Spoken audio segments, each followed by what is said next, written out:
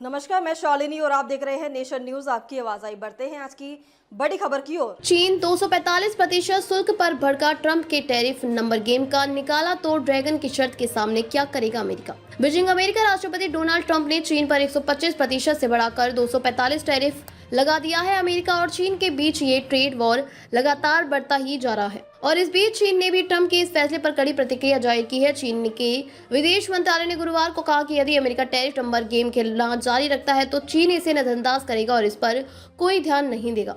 मंगलवार को जारी एक फैक्ट में सीट में व्हाइट हाउस ने कहा कि चीन के कुल शुल्कों में 125% का नया रेसिप्रोकल टैरिफ फेंटेनाइल संकट से निपटने के लिए 20% टैरिफ और अनुचित व्यापार के तरीकों से निपटने के लिए कुछ चुनिंदा सामानों पर 7.5% से 100% के बीच का टैरिफ शामिल है। बता दें, अमेरिका राष्ट्रपति डोनाल्ड ट्रंप ने 2 सप्ताह पहले सभी देशों पर अतिरिक्त शुल्क लगाने की घोषणा की थी। उसके बाद उन्होंने दर्जनों देशों पर लगाए गए उच्च रेसिप्रोकल टैरिफ को वापस ले लिया था, जबकि चीन पर शुल्क जारी रखा था। बीजिंग ने जवाब में अमेरिका वस्तुओं पर अपने स्वयं के शुल्क बढ़ा दिए और बातचीत की मांग नहीं की, जिसके बारे में उसका कहना है कि बातचीत केवल पारस्परिक सम्मान और समानता के आधार पर ही की जा सकती है। इस बीच कई अन्य देशों ने अमेरिका के साथ द्विपक्षीय समझौते पर विचार करना शुरू कर दिया है। पिछले हफ्ते चीन ने भी विश्व व्यापार संगठन में एक नई शिकायत दर्ज की, जिसमें अमेरिका टैरिफ पर गंभीर चिंता व्यक्त की गई, जिसमें वाशिंगटन पर वैश्विक व्यापार निकाय के नियमों का उल्लंघन करने का आरोप लगाया गया। चीन ने सप्ताह अप्रत्याशित रूप के एक